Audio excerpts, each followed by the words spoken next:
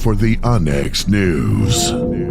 Extraterrestrials, time anomalies, dimensions, remote viewing, UFOs, UAPs, and USOs, ghostly encounters, abductions, Bigfoot, and more. Your end of the week news source for everything unexplained. Here is your host for the UNX News Podcast, Margie Kay.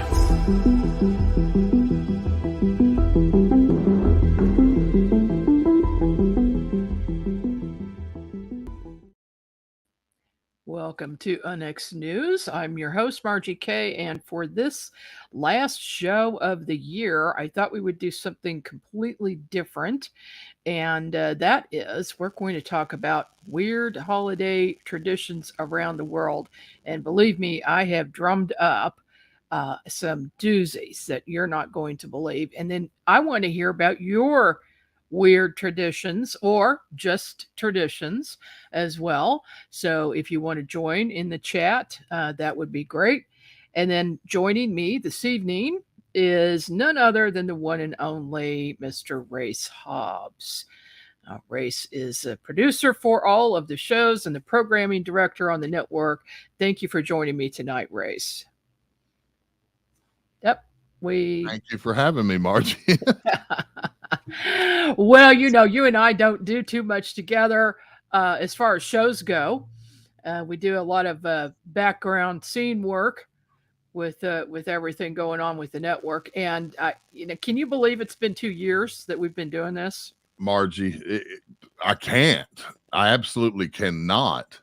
When we were all in Springfield at the birthday party and the Halloween party and at XCon 2023, I said that I bet 100 times if I said it once, and I meant it. It's like everything is so vivid from when the idea was put to me by you, all the way up until now. It's in my every fiber of me. I can't get 2 steps outside of this house and I'm still thinking about work and what we could do and what we're going to do and what we have done. And it's just been an amazing journey and couldn't be more happy to be right where I am. And well, me too. You and of course everybody out there. Oh yeah. Our fan base is growing exponentially. The shows are growing and they're fantastic shows, I must say. You have done a knockdown job of getting some of the best shows out there.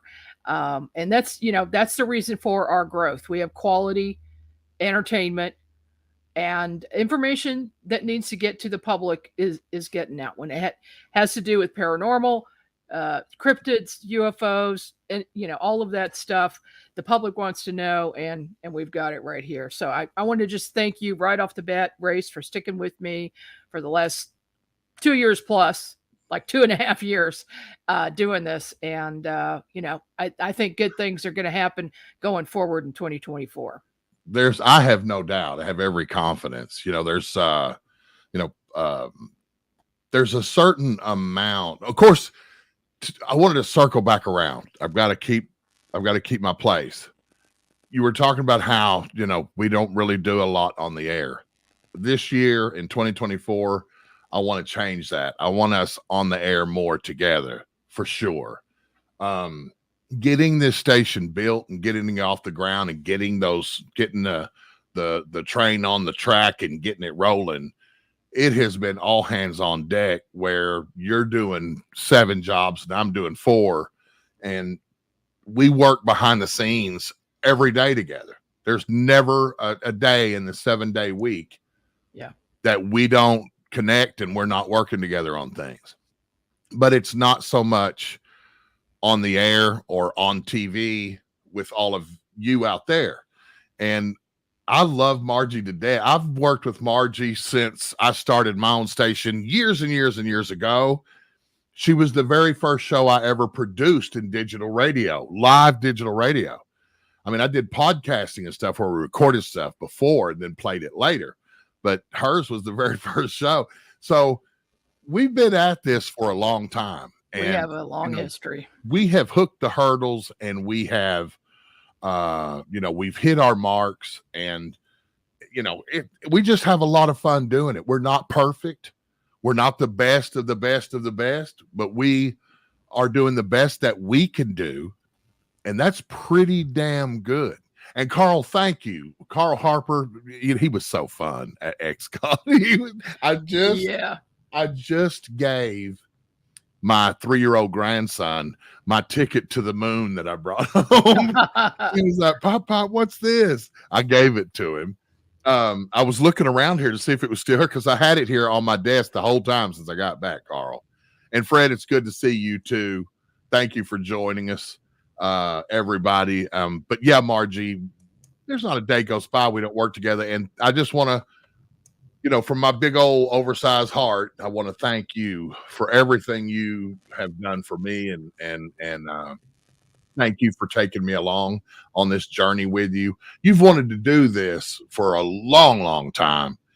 And, the cards just kind of fell the way they were supposed to, and we were able to do it together. And I'm blessed to be here. And I appreciate you, being so kind and so supportive and such an awesome boss. I can tell you this. I've had a few bosses in the last 15 years, and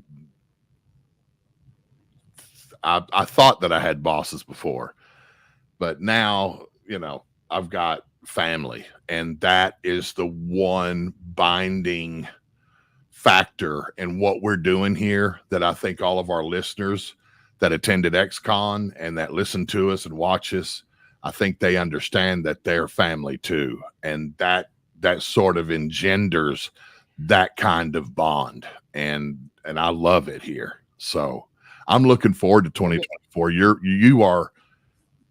You're an 18-year-old in a much an old body. Let's put it that way. You have two positions: stop and go. You stop at night and you get your few hours rest, and then you get up and you just. Well, that's pretty much what you do too.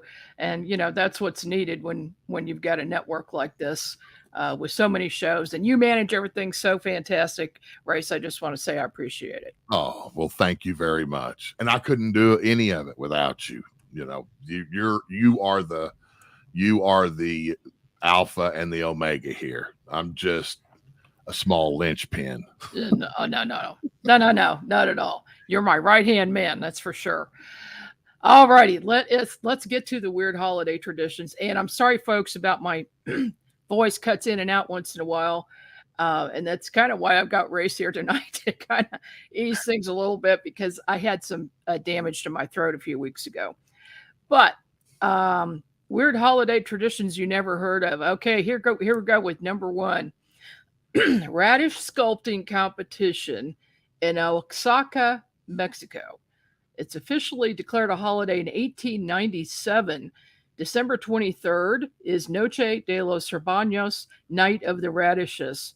Originating as a mean to increase market sales, vegetables were carved into sculptures, especially radishes. Today, it's an art contest, and apparently anything can be carved from a radish.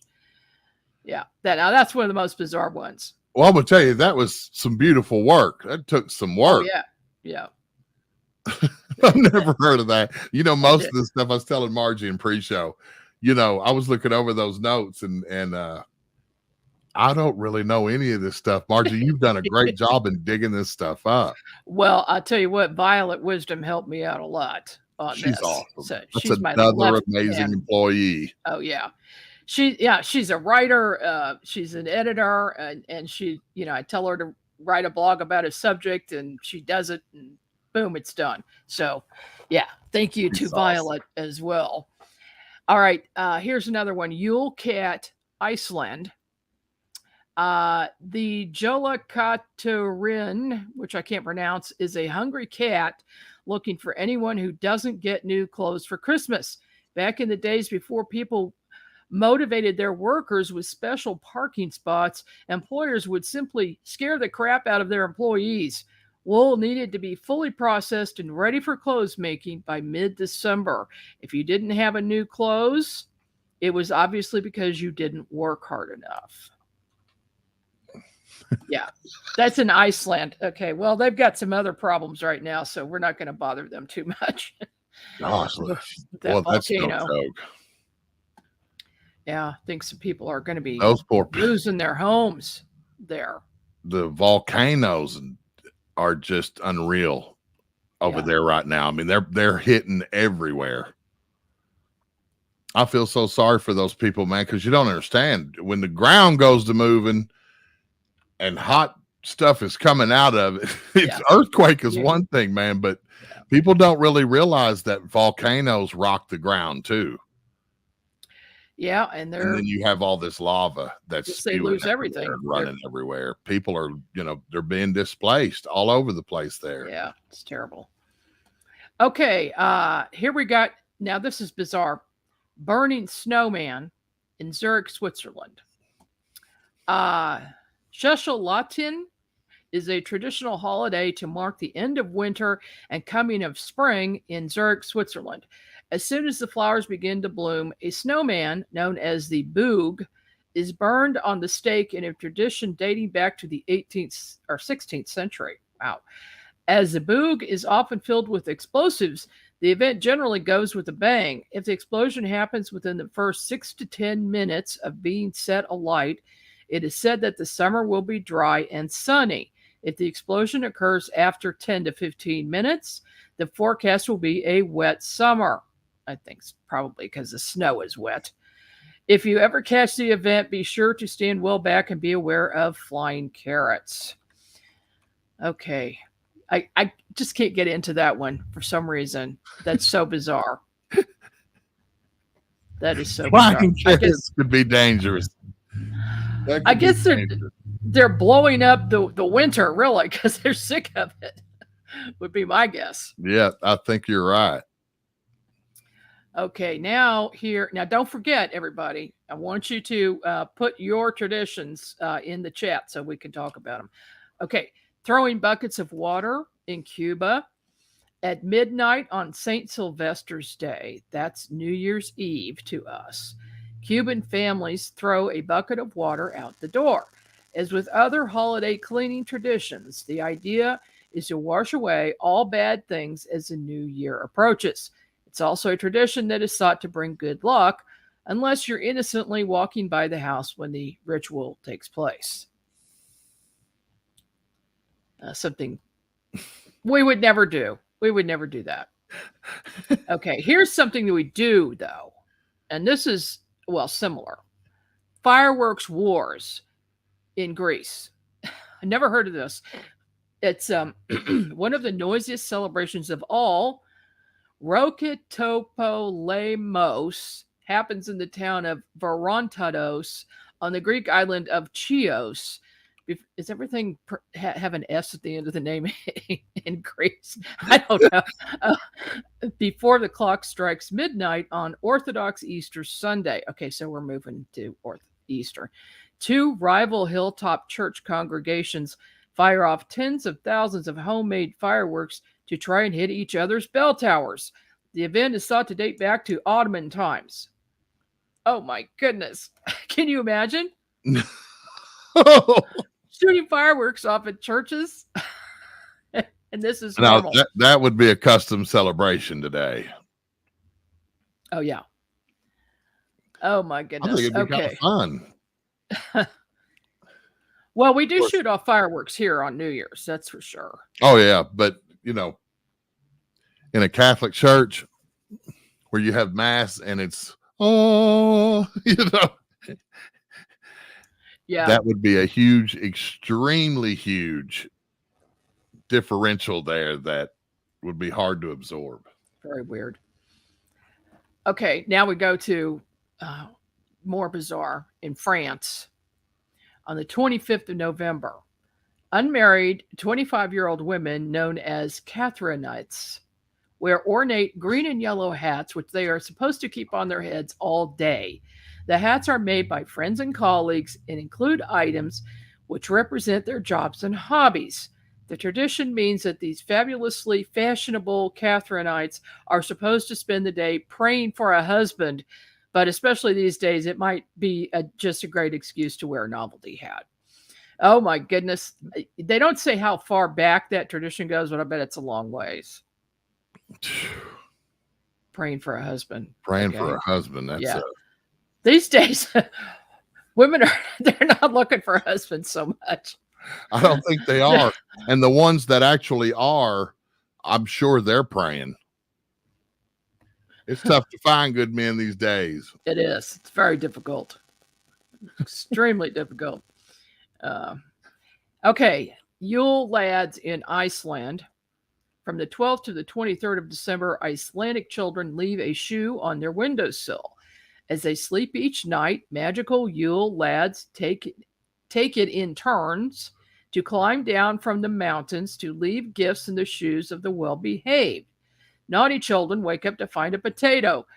Traditionally, grim stories of what the Yule lads would do to naughty children were the norm, but these days punishment is confined to shoe vegetables. Well, kind of sounds like getting a lump of coal for Christmas here. Shoe vegetables. I don't think I'd like a potato for Christmas. I love potatoes. I truly love potatoes. I can't eat them so much anymore because of the nutrition restrictions that I put myself on.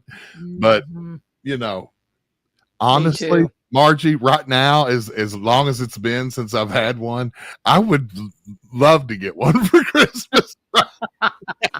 One potato, little potato, one big, that would make you happy. Pound russet potato, white potato would be great. Okay, I'll mail a potato to you tomorrow. Maybe a couple of sweet potatoes on the side. Oh, okay. All right. Now we're going to go to Norway, where they do broom hiding.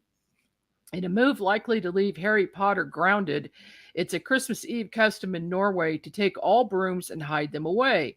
In a tradition with pagan origins, Christmas Eve is seen as a day when evil spirits and witches come out to play. The hiding of brooms is supposed to keep them out of trouble. Another tradition is for men to take out their guns and fire into the air. This is not a tradition we would recommend, and not just because it could spell danger for low-flying witches. Violet wrote that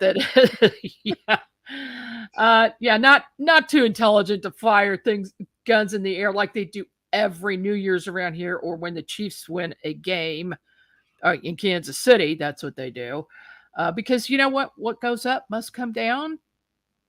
Could hit yourself or someone else. Not a good idea. I'm telling you, as many bullets as they fire over in the Middle East up in the sky, I don't know how more people don't get struck. Oh dear. Okay, well here's one you're probably gonna like, Rose. Japanese Christmas cake. A white sponge cake covered with cream and decorated with strawberries is often consumed, and Stalin cake, made locally, is widely available. A successful advertising campaign in the 1970s made eating at KFC, Kentucky Fried Chicken, around Christmas a national custom. Its chicken meals are so popular during the season that stores take reservations months in advance. I had no idea. No idea. Japan, they're crazy about KFC. I guess that's what they have for their Christmas dinner. I drove by one of those today. I sure did. We don't have one in the town that I live in, but I had had a doctor's visit across the river, and I was like, man, I would love to pull in there and have like a 3-piece with mashed potatoes and gravy and cold. KFC has the best coleslaw in the world, in my opinion. Oh, really? Man, I go there and buy it and bring it back home and add it to my barbecue, because everybody that follows us knows I barbecue and smoke briskets and ribs and everything, pulled pork and salmon and everything else. And all of these big barbecues we have, I'll go to Fort Smith over there, and I'll buy a couple of big containers of their coleslaw to go with Robin's barbecue baked beans and her potato salad, because it's so good. I love it. So I'm with them in Japan. I'm 100% with you on that. Okay. We'll give that one a thumbs up from Race on that. Yeah. One. Okay. Now you might like this one too. This is a Danish Christmas dinner. In Denmark, the traditional Christmas meal served on December 24th consists, according to one representative study, of duck, roast pork, turkey, or goose, or more than one of those. Okay. The meat is served with boiled potatoes, some of which are caramelized and some are roasted. Okay, there we go. I know Race likes that. Red cabbage and gravy. I don't know about the red cabbage. The main course is followed by a dessert of risalamande, rice pudding served with cherry sauce or strawberry sauce. Ooh, that sounds good. Often with a whole almond hidden inside. The lucky finder of the almond is entitled to an extra present, the almond gift. I wonder what that is.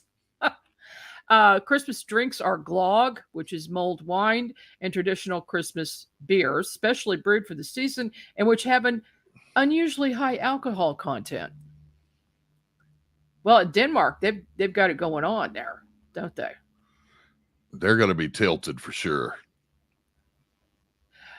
We have a customer of ours, my husband and I, and every Christmas they invite us over to have some wine. And the wine is German mulled wine.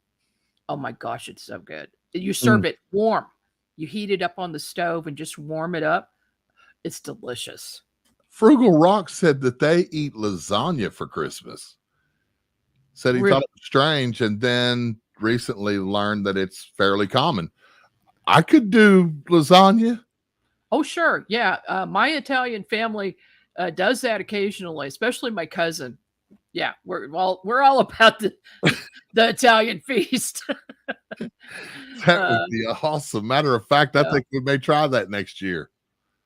Oh yeah, I'd like to change it up a little bit, because Thanksgiving, it's the same two meals for Thanksgiving and Christmas normally. Exactly. Well, we're kind of mixing it up this year. Gene had a turkey smoked, and so we've got that. And then my brother and his wife are bringing seafood, salmon and shrimp. Oh, yeah. We're going to mix it up. We're having kind of a potluck. That sounds delish. Well, we're smoking I'll smoke our turkey and our ham this year. So. Oh yeah. Do you have a smoker? I do. Yeah. It's a pellet grill. Oh yeah. Traeger pellet grill, but I never grill anything on it. I just smoke everything on it. Oh gosh. Oh man. I bet that's good. Okay.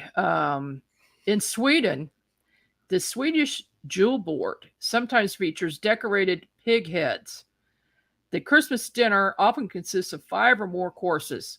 The first 3 courses are a variety of fish, usually different types of pickled herring and salmon. Yuck, pickled herring. Smoked salmon, eaten with boiled potatoes or crisp bread and lutefisk. I don't even know what that is. The 4th is cold cuts of meat, with the Christmas ham being the most important. Smoked sausages, brawn, applesauce, and leverpastej are also common. I have no idea what that is. The 5th course consists of warm dishes such as meatballs, small fried sausages, and Janssens. Finally, a cheese plate and dessert plate are served. Boy, these people must be eating over several hours, because otherwise, I'd be dead by then. You're going to be blocked up tomorrow. The most popular dessert is rice pudding with a whole almond hidden. Okay, we already had that. In some homes, the courses above are served like a buffet where all family members can pick and take the food in no dish order. Wow. I'll tell you what, every place seems to have a good handle on the food. Yeah. It's important. It's critical. It's critical. It's very critical. It's critical. Okay, now what does large or small, Margie, you can't be happy if the food is bad. That's right. Whatever your culture is or wherever, you know what I mean? Like, you got to have groceries and you got to do them right. Yeah. That must be a Southern saying. You're always saying groceries. I got to get groceries. Yeah, that's funny. Okay. Fred says pickled herring and a slice of cheese on a cracker is the best. Okay. What did he say his tradition was a minute ago? Oyster stew. Really? Yeah. Oh my And ground goodness. oyster crackers. On Christmas Eve. Huh. Oyster stew. Do you live by the sea, Fred? No. Fred lives in Nebraska. In Nebraska. Yeah. Far away from the sea. But I'll tell you, I love smoked oysters. I love smoked oysters, but I'm not eating raw oysters. I won't get anywhere near them. I can't, but I love smoked oysters in that oil with crackers. So they're kind of cooked. I don't know. The idea of eating something that's raw and that's slimy is not appealing to me at all. Not happening. I've always had this. That's why I don't do sushi. You know what I mean? I know there are millions of people on this earth that eat it, and they go, but I've always had this theory that if the sauce that goes with the food that you're consuming, if it is so powerful and so overpotent, then maybe what you're eating it with might not be what you need to be eating or how you need to be eating. Just you're trying to disguise the flavor. I said that the first time when I went to Louisiana when I was about 17. And I had my first dash of Cajun food, real Cajun food. I was like, God, this is hot. This is so hot. I don't know what's underneath it. I don't know if it's chicken or Nutri-Rat or possum or what it is, because it's so hot you can't taste nothing else. No. But whenever I had my first like sushi Japanese, golly, those mustards and stuff, that is powerful stuff. Yeah. All right. Well, we are up for a short break here. Race and I will be back right after this. Are you thinking about purchasing a wood-fired heating or cooking appliance but don't know where to start? The new book, Wood-Fired Heating and Cooking, will guide you through the process and make the decision much easier. Find out about wood stoves, wood-burning fireplace inserts, masonry heaters, cook stoves, brick ovens, and more. Learn about operation and maintenance, buying and storing wood, even how to make your own charcoal. A bonus section includes delicious recipes for cooking in a wood-burning oven, grill, tandoori oven, or smoker. The wise homeowner, prepper, or homesteader will have the ability to heat their home with wood when the power goes out or to save money on increasing gas bills. Wood-Fired Heating and Cooking is available at Amazon. Visit www.woodfiredpub.com for more information. That's woodfiredpub.com.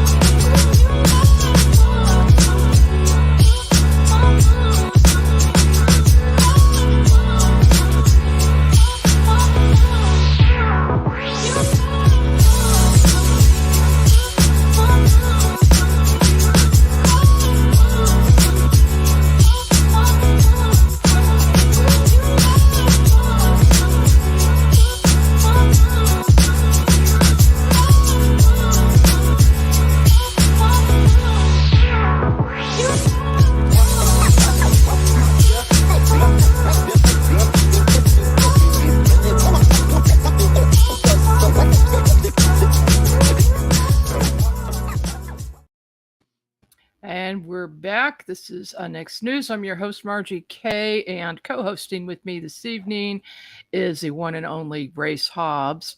We are talking about weird traditions, weird holiday traditions that you never heard about. But this one you may have heard about, and we're going to talk about this for a little bit. You recognize that guy behind St. Nicholas. Maybe this will help. Krampus. Krampus. Oh my gosh. Krampus night is December the 5th. Leave it to the land of creepy fairy tales to bring to the world Krampus. After centuries of Germanic children learning how to behave well with darling nighttime reads, such as the boy who learned his thumbs would be cut off by the town tailor if he kept sucking on them, should Krampus surprise anyone? Krampus is a wicked-looking entity, complete with horns, who travels alongside Santa Claus to deal with the bad kids.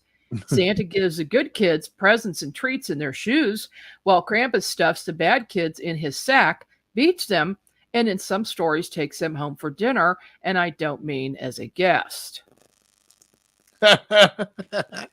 Krampus is a horned figure in the Central and Eastern Alpine folklore who, during the Advent season, scares children who have misbehaved. Assisting St. Nicholas or Santa Claus, the pair visit children on the night of December the 5th, with St. Nicholas rewarding the well-behaved children with gifts such as oranges, dried fruit, walnuts, and chocolate, where the badly behaved ones receive punishment with Krampus with birch rods. The origin of the figure is unclear. Some folklorists have postulated that it may have pre-Christian origins. You think? I'm thinking. In traditional parades, in such events such as the Krampuslauf, young men dressed as Krampus attempt to scare the audience with their antics. Such events occur annually in most Alpine towns. Krampus is featured on holiday greeting cards called Krampusstärken. The figure has been imported into American popular culture and has appeared in movies, TVs, and games. Krampus is thought to come from either Bavarian Krampen, meaning dead, rotten, or from the German Krampen, meaning claw. The Krampus is considered to be a half-goat, half-demon monster in some legends. Its role to punish children or scare them into being good. That's I don't know, scaring them into being good. Wow. Well, that might be a good addition to today's holiday character. Yeah. If you're not good, you're going to get your ass busted. Yeah. Or maybe eaten. Maybe we need to go back to that instead of being so soft on the kids these days. Okay. The history of the Krampus figure has been theorized as stretching back to pre-Christian Alpine traditions, with celebrations involving Krampus dating back to the 6th or 7th century AD, though there are no written sources before the end of the 16th century. I don't know. How'd they figure that out? Did they remote view it to find out when it started? Maybe. It makes sense. Oh, gosh. Okay. The St. Nicholas Festival we're describing incorporates cultural elements widely distributed in Europe, in some cases going back to pre-Christian times. Nicholas himself became popular in Germany around the 11th century. So that's how long St. Nicholas has been around. Actually, a little before that. The feast dedicated to this patron of children is only one winter occasion in which the children are the object of special attention, others being Martinmas, I don't know what that is, the Feast of Holy Innocents, and New Year's Day. Masked devils acting boisterously and making nuisances of themselves are known in Germany since at least the 16th century, while animal masked devils combining dreadful comic antics appeared in medieval church plays. A large literature, much of it by European folklorists, bears on the subjects. Austrians in the community we studied are quite aware of heathen elements being blended with Christian elements in the St. Nicholas customs and other traditional winter ceremonies. They believe Krampus derives from a pagan supernatural who is assimilated into the Christian devil. That was my guess. Yeah, mine too. You know, it had to have some sort of beginnings in the pagan foothold from the pagan house. Yeah. In one way. So it has extended to modern day, and now it's just gaining popularity. and in the United States too. So I don't know, maybe it's because of the movies, but Maybe it's a part of the youth culture that's underneath this perhaps. right now. Santa Claus, Krampus will be Santa Claus in another 10 years. Yeah. Okay. Krampus. So the Feast of St. Nicholas is celebrated in parts of Europe on December 6th. On the preceding evening, Krampus Night or Krampusnacht, the wicked hairy devil appears on the streets, sometimes accompanying St. Nicholas and sometimes on his own. Krampus visits homes and businesses. Isn't that nice? A creepy, scary thing. The saint usually appears in the Eastern Rite vestments of a bishop, and he carries a golden ceremonial staff. Unlike North American versions of Santa Claus, in these celebrations, St. Nicholas concerns himself only with the good children, while Krampus is responsible for the bad. Nicholas dispenses gifts, while Krampus supplies coal and the root, which is the whips. Oh my gosh. The whips.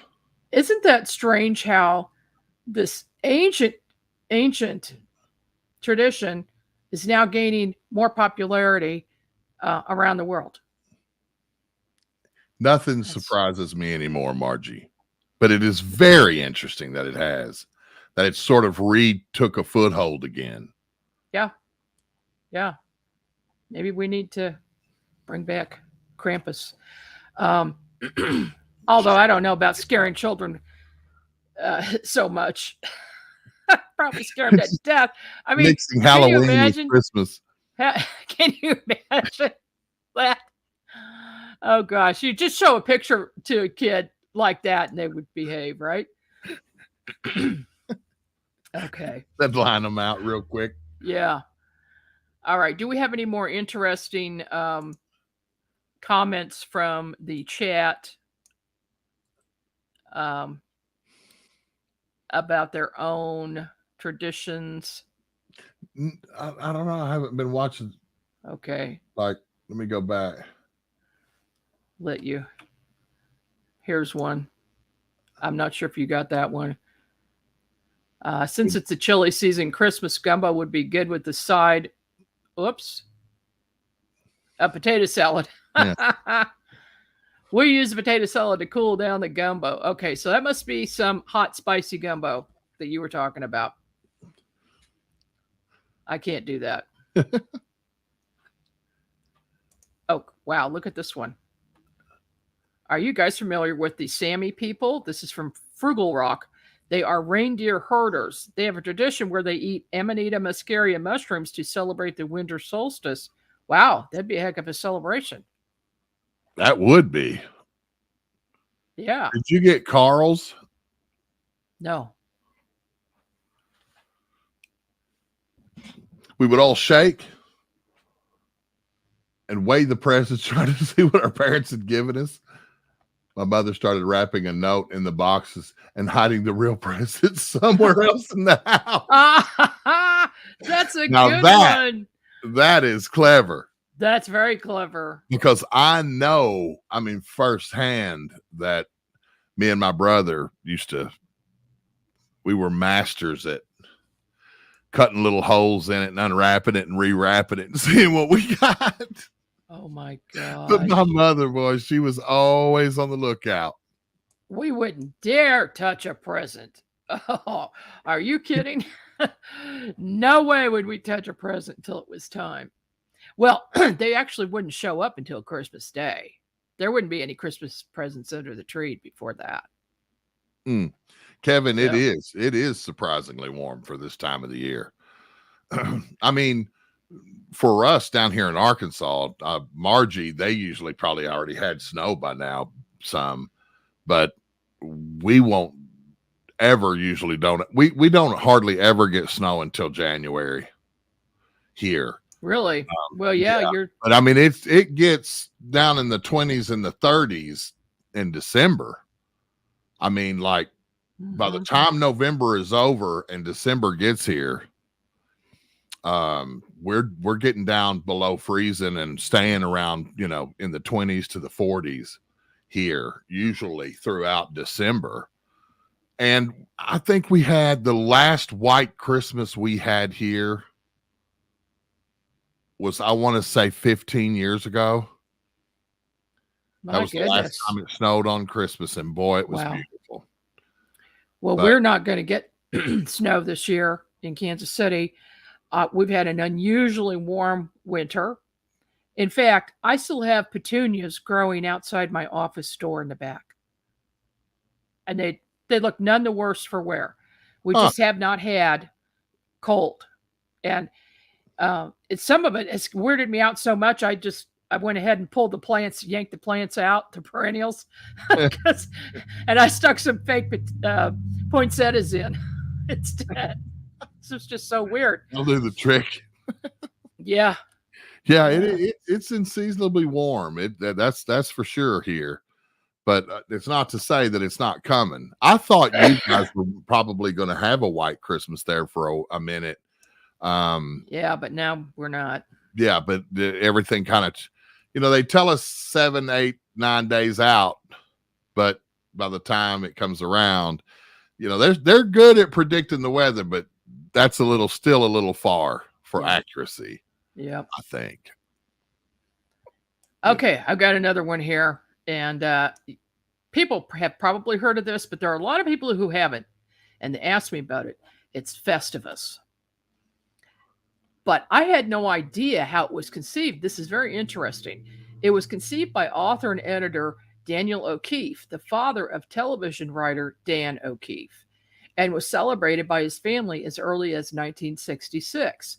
While the Latin word Festivus means excellent, jovial, and lively, and derives from festus, meaning joyous holiday feast day, Festivus in this sense was coined by the elder O'Keefe.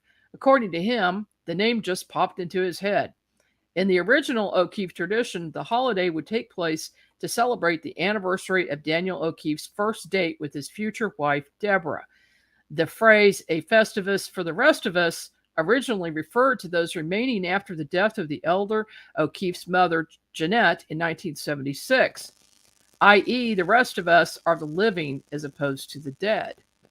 In 1982, Daniel O'Keefe wrote a book, Stolen Lightning, the Social Theory of Magic, that deals with idiosyncratic ritual and its social significance, a theme relevant to Festivus tradition. It is now celebrated on December 23rd, as depicted in the Seinfeld episode written by the younger O'Keefe. The Seinfeld episode that featured Festivus was titled The Strike, although O'Keefe notes that the writers later wished they had named it The Festivus.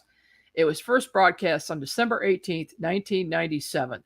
The plot revolves around Cosmo Kramer returning to work at his old job, H&H Bagels.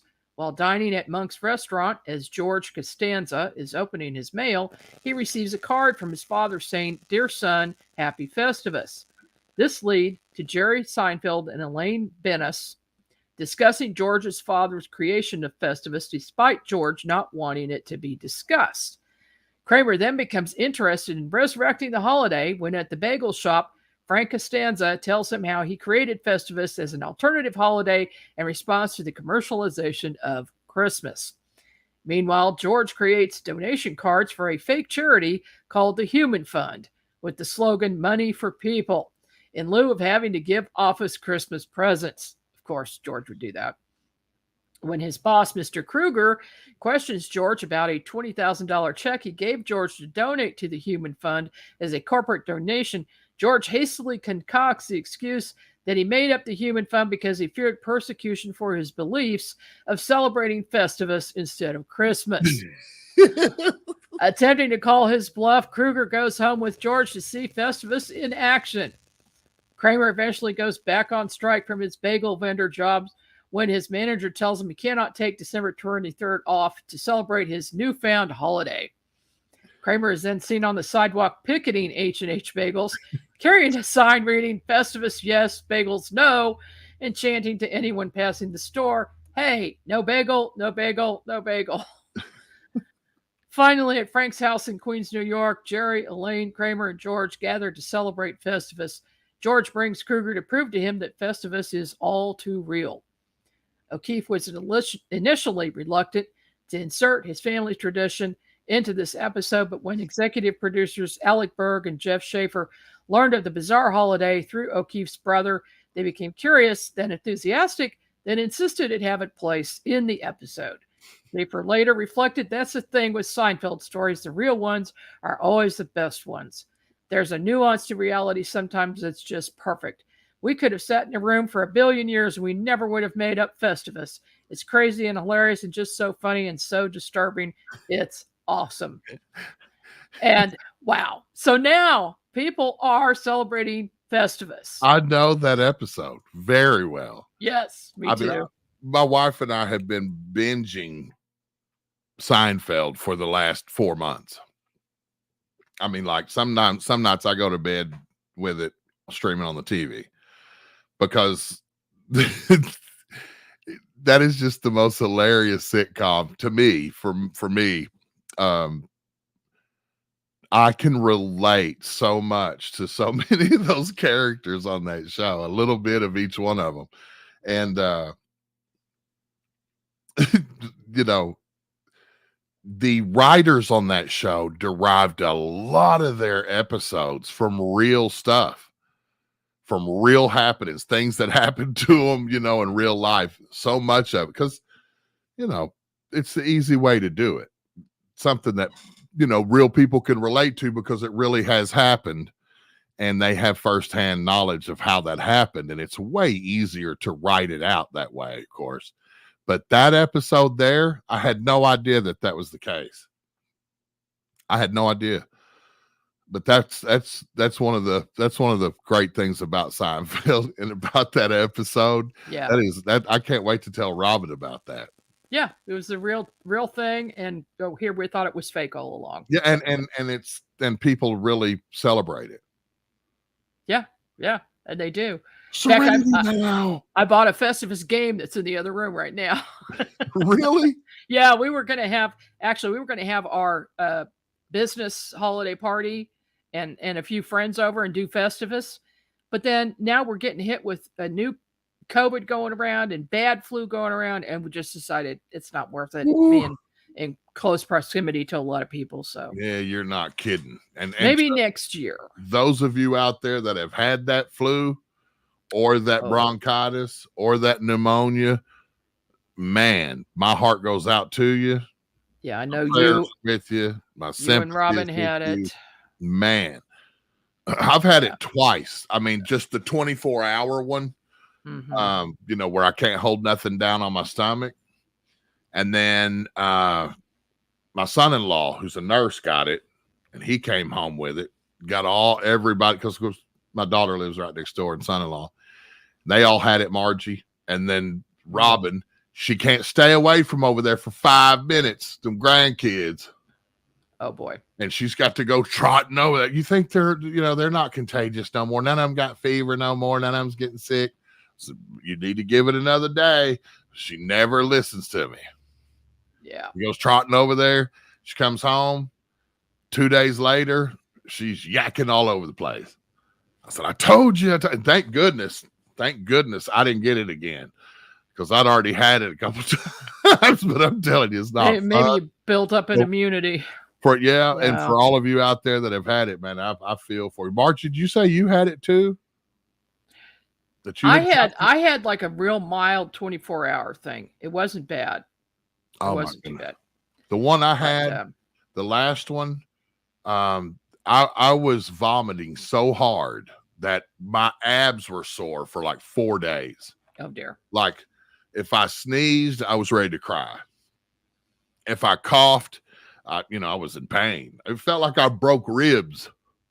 You know what I mean? Like I was in sharp pain there for a couple of days after. It was that violent. Like and then the body aches and the sweats. Oh, you're freezing cold, but you're sweating, you're pouring sweat. Like, the prosecuting attorney's coming after you. And okay, quit talking about it, because you're making me start to feel sick now.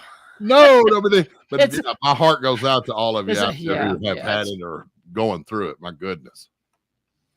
Okay, So we wish good health for everybody. Yes, absolutely. Going into this Okay. holiday, and then the next week, everybody's got to be stout, strong, all good, firing on all 8. You know what? We don't have time to go through anything else. I've got so much stuff here. I'm going to have to write a long article and put it on the blog. That's what I'm going to do. Do you have any of Because this in the December edition? Next year, no, let's it's do not. it. Let's make a I'll mental put it note in. Uh-huh. that next year, when you do the December edition, look at him. Yep. Now You know what? That's it. When I was a little boy, when I was a little fella, and I thought about Santa Claus, that's what I saw. Yep. Me too. That's beautiful. That Santa Claus book. That famous with the really cool Santa on it. That's, there's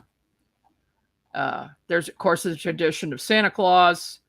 And that started in the 11th century with St. Nicholas. And but that's what he is now. And of course, on the Onyx Network, that's what he looks like right here. Yeah, we have you definitely need to do that in the blog, Margie, because in your notes you have everything about the first mention ever of Santa's sleigh being pulled by reindeer, way back to 1821 and even farther back to the 1700s. Yeah. And then of course we've got Rudolph, and can't remember the year that book came out. I think it was in the 30s when that book came out. And then the Rudolph. Does anybody know when 8 reindeer was introduced and their names? I wonder if anybody knows that. When that was and who named them. Yeah, this now was Dasher, now Dancer, now Prancer and Vixen. On Comet, on Cupid, on Donner and Blitzen. That was awesome. Yeah.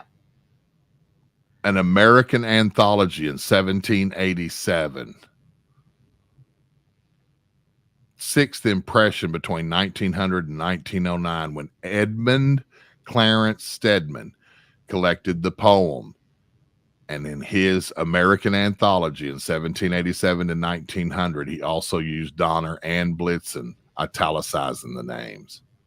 The modern German spelling for Donner, came into use in the early 20th century, well after Moore's death.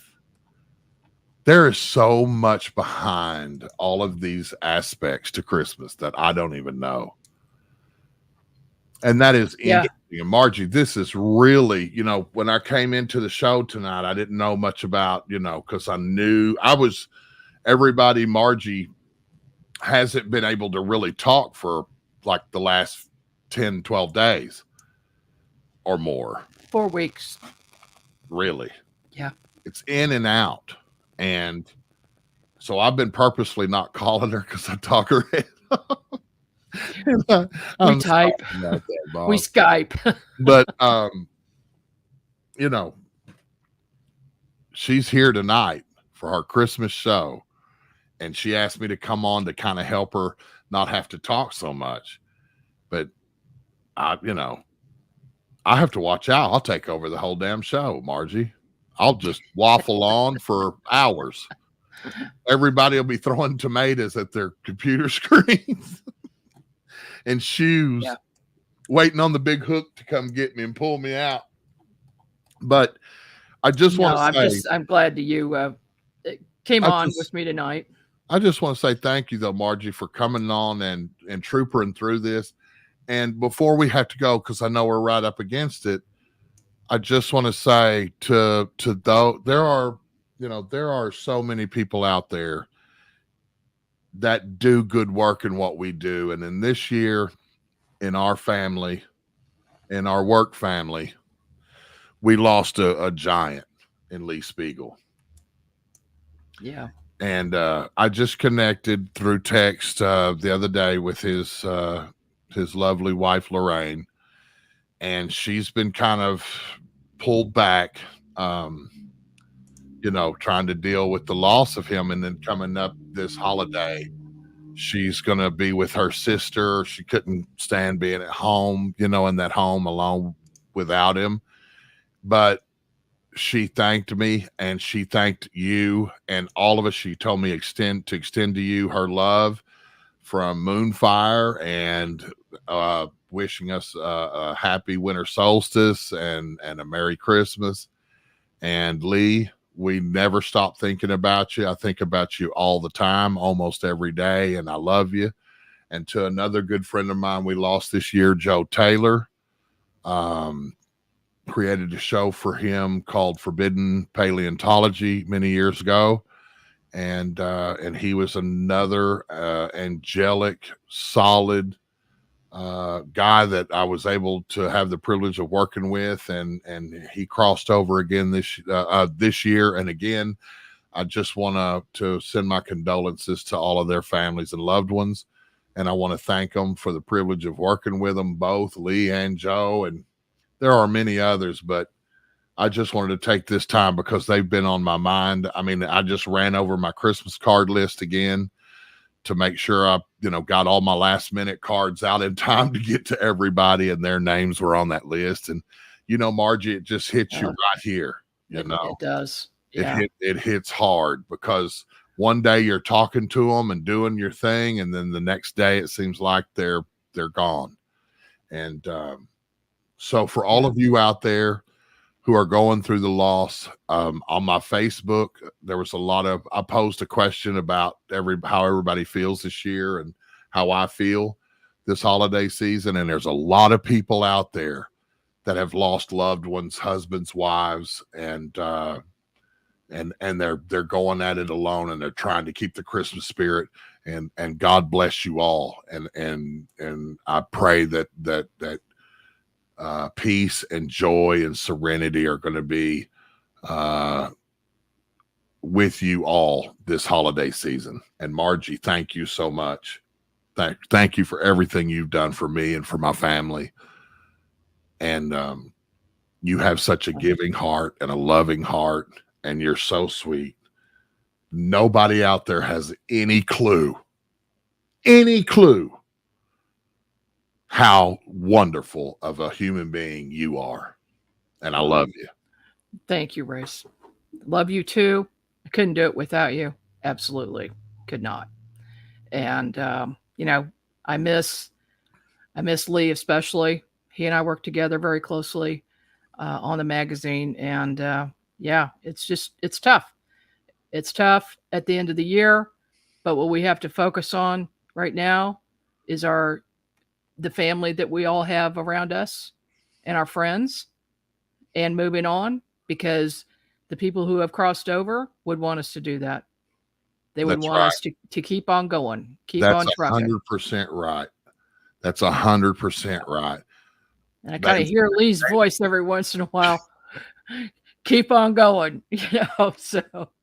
I just always hear him saying, you know what I liked about her, or you know what I like about him.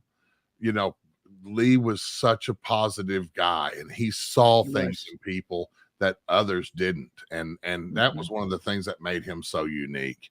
And you worked with him, you guys were writers, you guys are editors, you know what I mean? And he came in and he helped us a bunch with this magazine and getting things sort of organized and reanimated in a way that you're still pulling it off every day.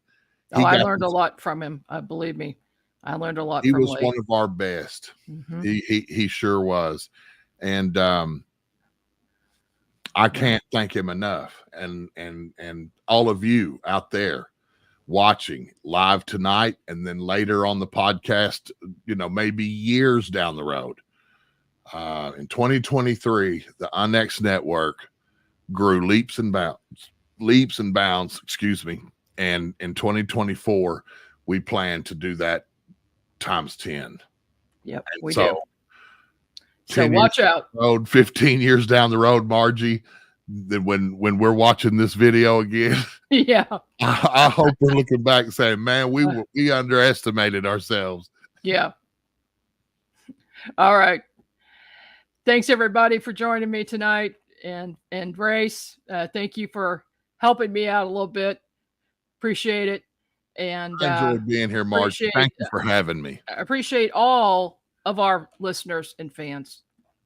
So Merry Christmas, Happy New Year, Happy Yule, Happy Kwanzaa, whatever it is you celebrate, have a good celebration with your family.